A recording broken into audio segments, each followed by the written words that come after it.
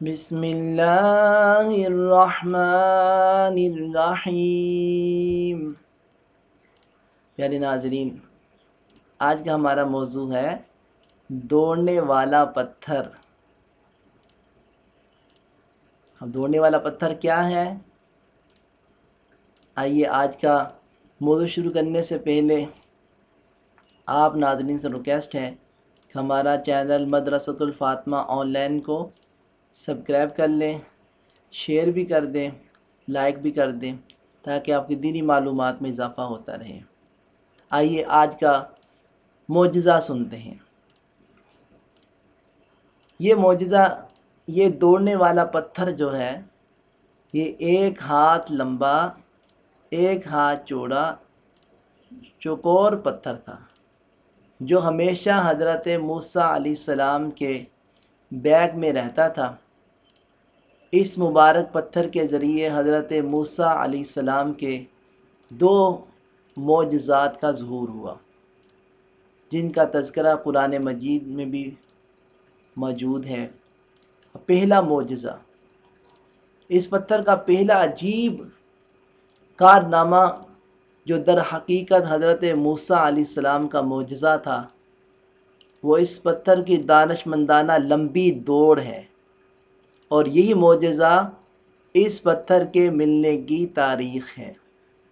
اس کا تفصیلی واقعہ یہ ہے کہ بنی اسرائیل کا یہ عام دستور تھا کہ وہ بالکل ننگے بدن ہو کر مجمع عام میں غسل کیا کرتے تھے، مگر حضرت موسیٰ علیہ السلام گو کہ اسی قوم کے ایک فرد تھے اور اسی ماحول میں پڑے بڑے تھے، لیکن خدا بند قدوس نے ان کو نبوت اور رسالت کی عظمتوں سے سرفراز فرمایا تھا۔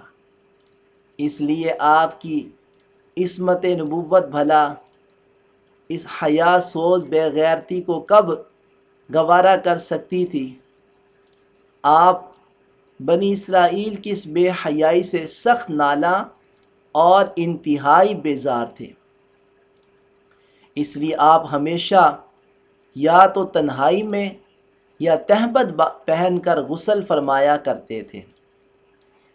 بنی اسرائیل نے جب یہ دیکھا کہ آپ کبھی بھی ننگے ہو کر غسل نہیں فرماتے، تو ظالموں نے آپ پر بہتان لگا دیا کہ آپ کے بدن کے اندرونی حصے میں یا تو برس فید، داغ یا کوئی ایسا عیب ضرور ہے کہ جس کو چھپانے کے لیے یہ کبھی برہنہ نہیں ہوتے۔ اور ظالموں نے اس تہمت کا اس قدر اعلان اور چرچا کیا کہ ہر کوچہ و بازار میں اس کا پروگنڈا پھیل گیا۔ اس مکروہ تہمت کی سوزش کا حضرت موسیٰ علیہ السلام کے قلب نازک پر بڑا صدمہ و رنج گزرا، اور آپ بڑی کوفت اور اذیت میں پڑ گئے۔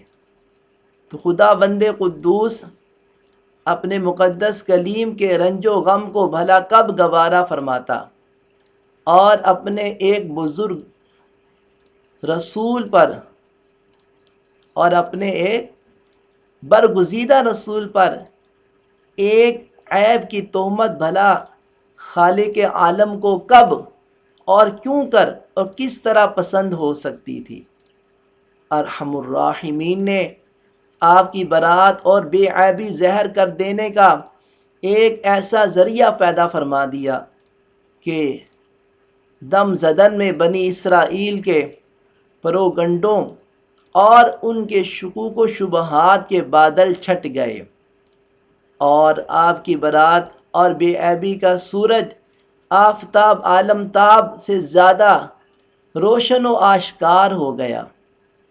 اور وہ یوں ہوا کہ ایک دن آپ پہاڑوں کے دامنوں میں چھپے ہوئے ایک چشمے پر غسل کے لیے تشریف لے گئے، اور یہ دیکھ کر کہ یہاں دور دور دور دور تک کسی انسان کا نام و نشان نہیں ہے، آپ اپنے تمام کپڑوں کو ایک پتھر پر رکھ کر اور بالکل برہنہ بدن ہو کر غسل فرمانے لگے۔ غسل کے بعد جب آپ لباس پہننے کے لیے پتھر کے پاس پہنچے تو کیا دیکھا کہ وہ پتھر آپ کے کپڑوں کے لیے ہوئے سر پٹ بھاگا چلا جا رہا ہے۔ یہ دیکھ کر حضرت موسیٰ علیہ السلام بھی اس پتھر کے پیچھے پیچھے دوڑنے لگے کہ صوبی حجر، صوبی حجر، یعنی اے پتھر میرا کپڑا، اے پتھر میرا کپڑا۔ مگر یہ پتھر برابر بھاگتا رہا، یہاں تک کہ شہر کی بڑی بڑی سڑکوں سے گزرتا ہوا گلی کوچوں میں پہنچ گیا، اور آپ بھی برہنہ بدن ہونے کی حالت میں برابر پتھر کو دوڑاتے چلے گئے۔ اس طرح بنی اسرائیل کے ہر چھوٹے بڑے نے اپنی آنکھوں سے دیکھ لیا کہ سر سے پاؤں تک آپ کے مقدس بدن میں کہیں بھی کوئی عیب نہیں ہے، بلکہ آپ کے جسم اقدس کا ہر حصہ حسن و جمال میں اس قدر نقطۂ کمال کو پہنچا ہوا ہے کہ عام انسانوں میں اس کی مثال تقریباً محال ہے۔ چنانچہ بنی اسرائیل کے ہر فرد کی زبان پر یہی جملہ تھا کہ واللہ ما بموسیٰ من بأس، یعنی خدا کی قسم موسیٰ بالکل ہی بے عیب ہیں۔ جب یہ پتھر پوری طرح حضرت موسیٰ علیہ السلام کی برات کا اعلان کر چکا تو خود بخود ٹھہر گیا۔ آپ نے جلدی سے اپنا لباس پہن لیا اور اس پتھر کو اٹھا کر اپنے بیگ میں رکھ لیا۔ اللہ پاک نے اس واقعہ کا ذکر قرآن مجید میں اس طرح بیان فرمایا، یا ایہا الذین آمنوا لا تكونوا كالذين آذوا موسى فبرأه الله مما قالوا وكان عند الله وجيها۔ ترجمہ، اے ایمان والو، ان جیسا نہ ہونا جنہوں نے موسیٰ کو ستایا تو اللہ نے اسے بری فرما دیا اس بات سے جو انہوں نے کہی، اور موسیٰ اللہ کے یہاں آبرو والا ہے۔